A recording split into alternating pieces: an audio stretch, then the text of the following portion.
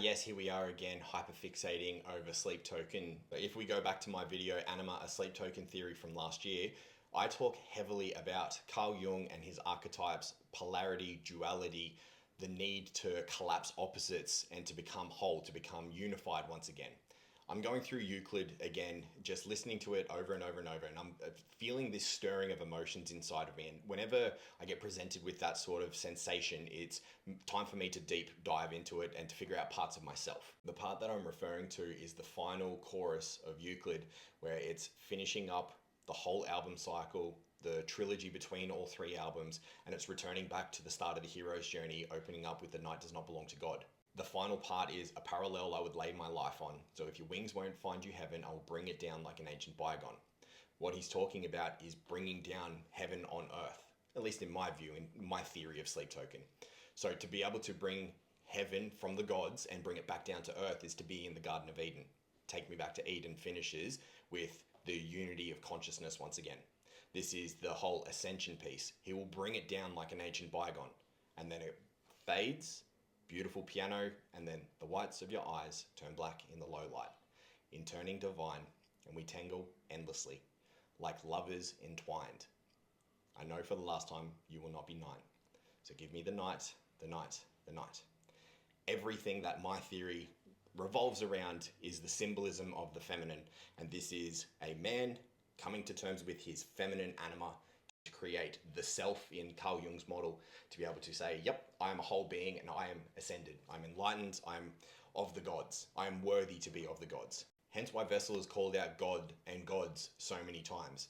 In the last song, Take Me Back to Eden, at the final breakdown crescendo where everything collapses into the beautiful thing that is Euclid, the thing wrapping up the hero's journey, he's essentially saying to God, like, I'm worthy, I'm here. You can take it or leave it because I'm not going anywhere.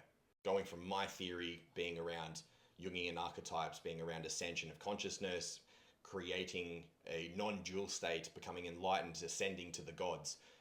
That archway that's been teased, that we've been edged with, that is, think of it like a portal to get back into the Garden of Eden.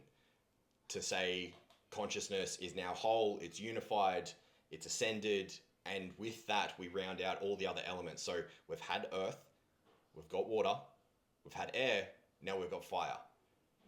Think of like dragon energy, like the Kundalini awakening, like Dragon Ball Z. You get the 7 Dragon Balls together, the 7 chakras, and you ascend into that dragon energy. Or at least that's what I'm thinking. The thing that I've gone over and over again is humanity is on an awakening journey. We are waking up more and more to our divinity inside of us, to what higher consciousness is as a fundamental presupposition of being human.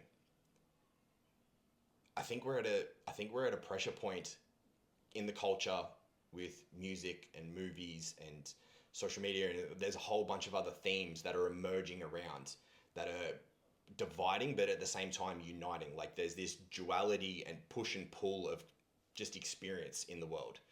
There's never been more distinctly two poles of belief, two poles of tension. On the other side of that tension is intimacy. Dr. John Demartini has an amazing quote that I said in Anima, a sleep token theory, and it goes, everything is divine, in line, and right on time. Your life is created by you, for you. You are witnessing one of the greatest plays that humanity will ever know right now. Dolores Cannon talks about these 3 waves of initiates coming to the earth for this role, to help humanity ascend. And the splitting of the 3D, 5D. I don't know. I can see the veil thinning and seeing everything and the polarization and just how beautiful it is. Don't get me wrong, there's moments where I still fall in either side, but this is pretty fucking historical. A crescendo of humankind.